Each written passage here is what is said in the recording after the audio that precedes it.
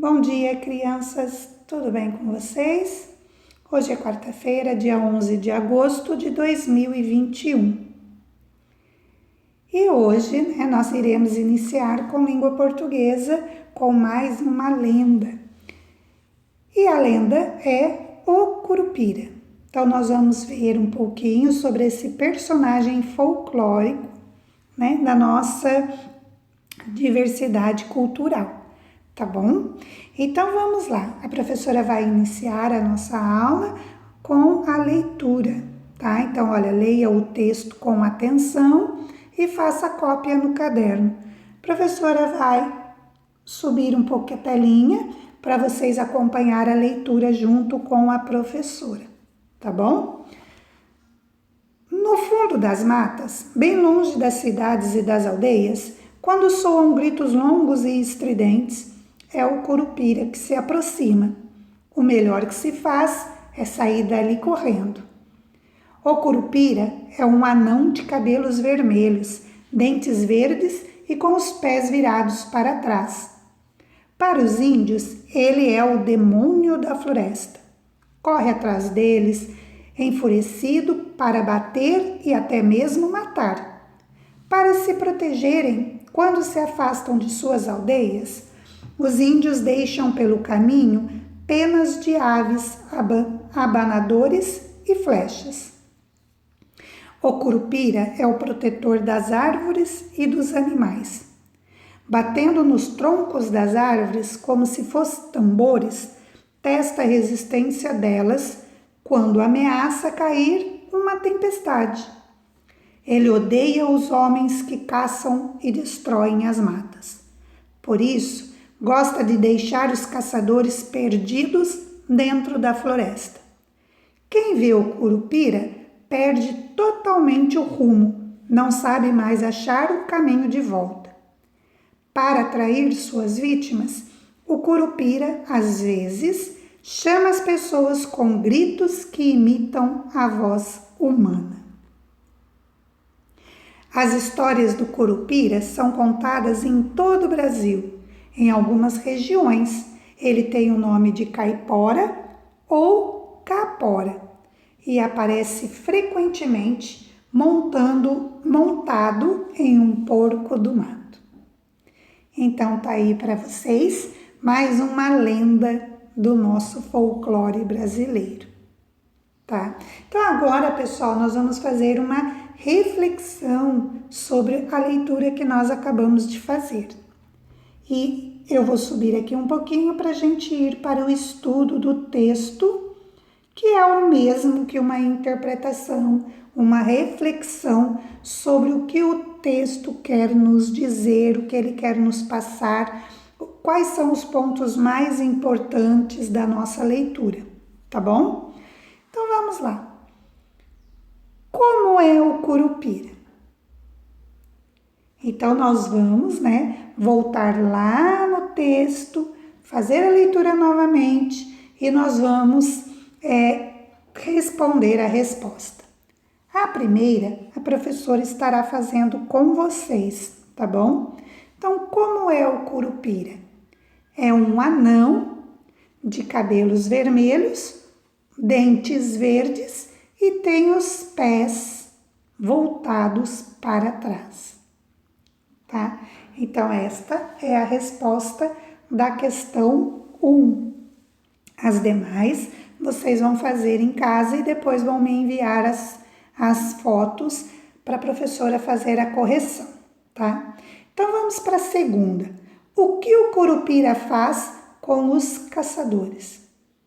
Então, vocês vão voltar lá no texto, vão procurar na parte em que fala sobre os caçadores, na floresta. E aí vocês vão colocar a resposta aí para a professora.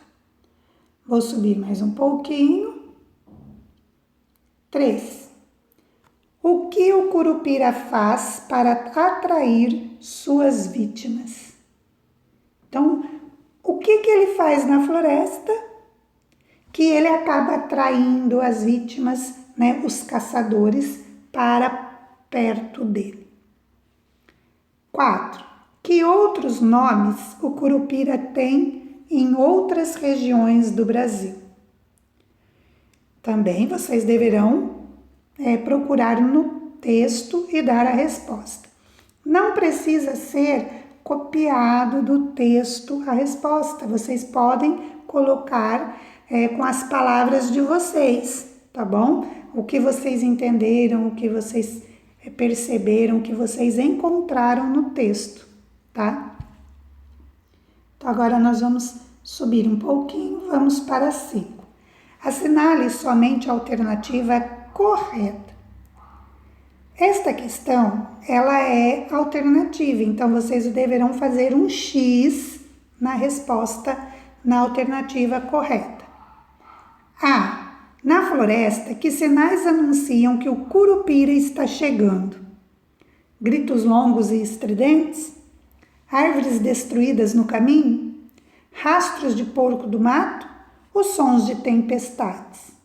Então, vocês, em dúvida, retornem à leitura, retornem à lenda, a leitura do texto e façam um X na alternativa correta. B. O Curupira testa a resistência das árvores para protegê-las dos índios, saber se elas não cairão com a chuva forte, atrair suas vítimas humanas, assustar os destruidores da floresta.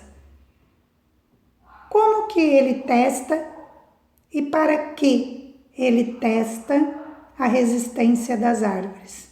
Qual o motivo, qual é a intenção e como que ele faz isso, tá bom? A C.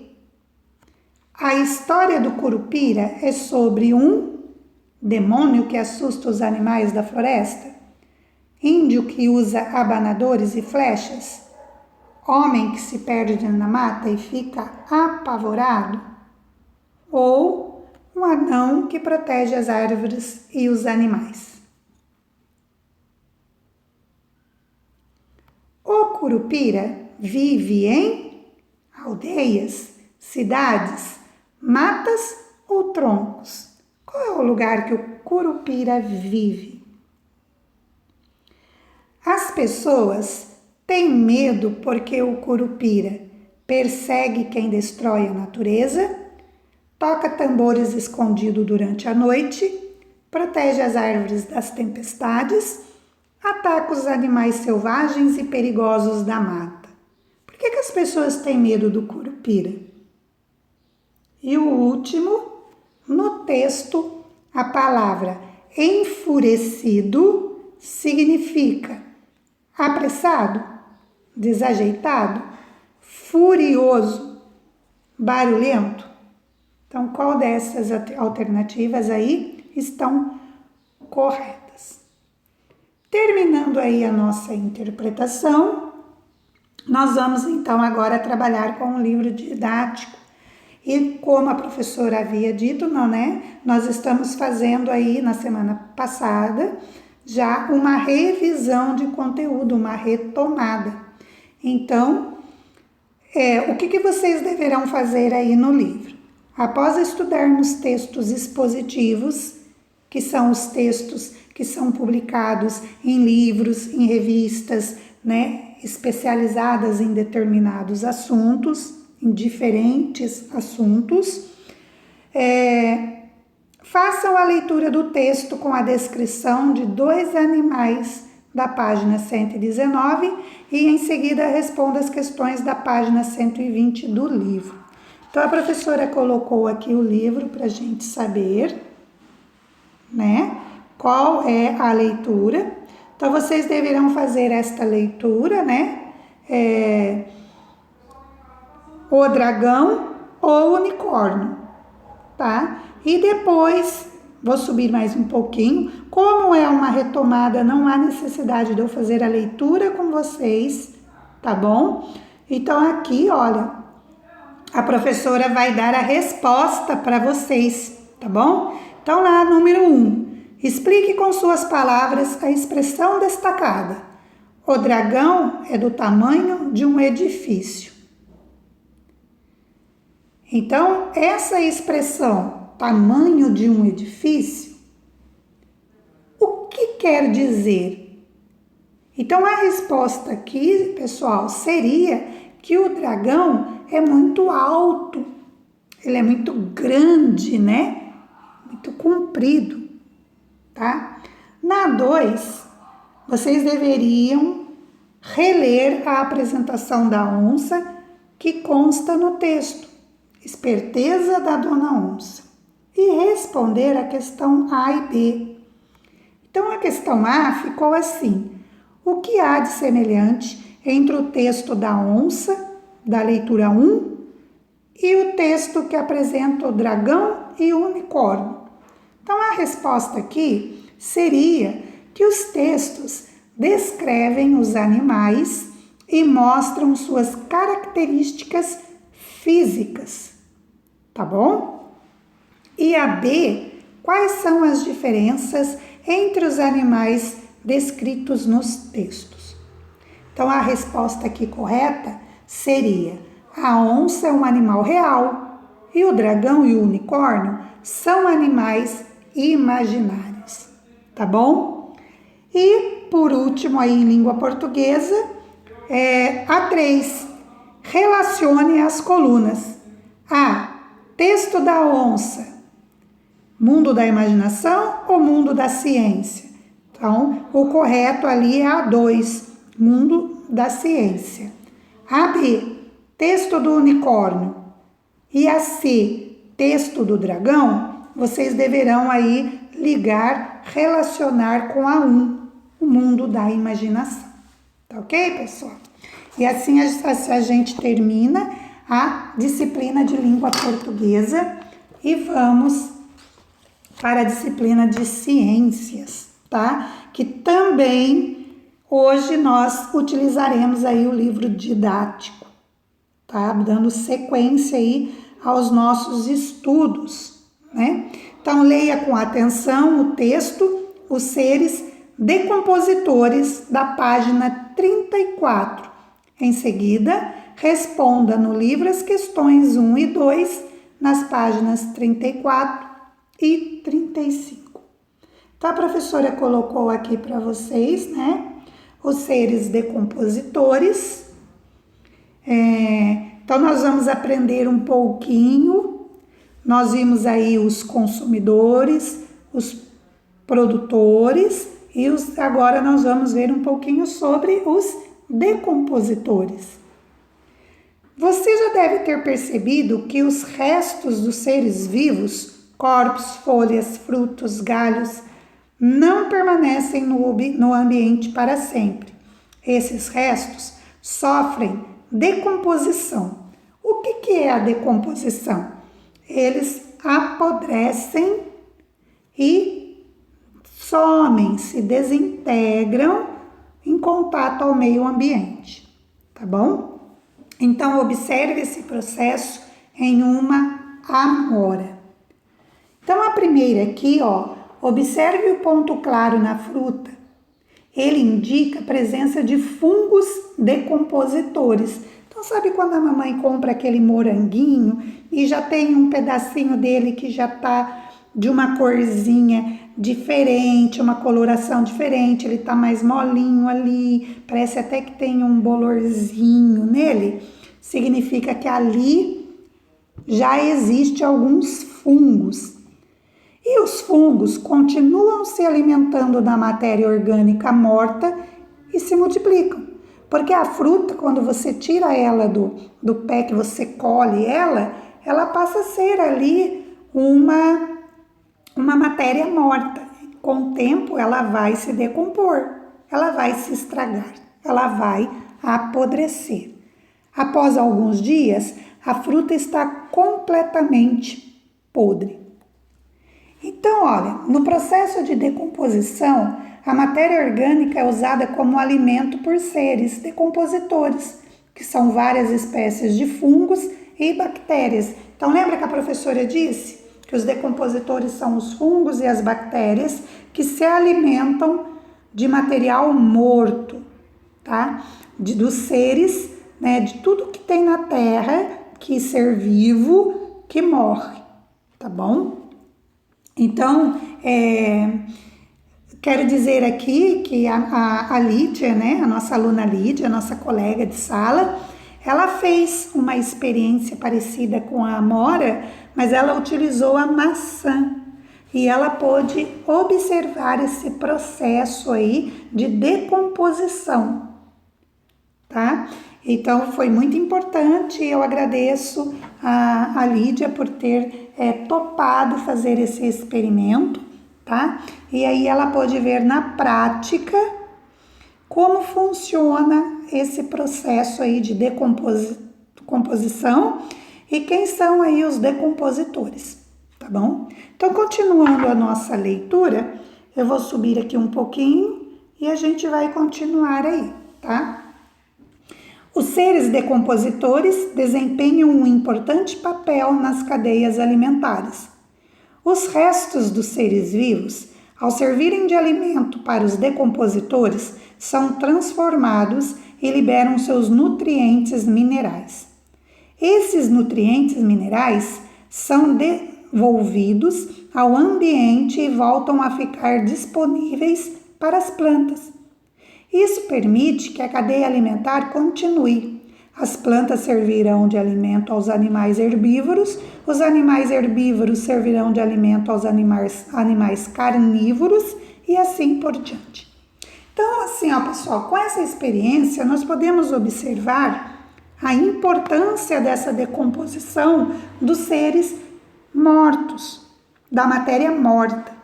Imaginem vocês se não houvessem a decomposição no planeta, no nosso meio ambiente. Então, quantos, restos de matéria morta não existiria aqui no nosso planeta? Seria impossível, estaria lotado, de pessoas mortas, animais mortos, plantas mortas, toda a vida do planeta que morresse, a gente estaria aí não tendo mais aonde pôr matéria morta. Então é muito importante, além da função que esta matéria morta, depois de decomposta, ela volta para a natureza em forma de nutrientes, vitaminas, proteínas na terra, no solo, que vai servir aí para a produção de alimento das plantas também e continuar esse ciclo, da nossa teia, da nossa cadeia alimentar, tá bom? Então vamos responder aqui a questão 1 da página 34. O que aconteceria se não existissem os seres decompositores?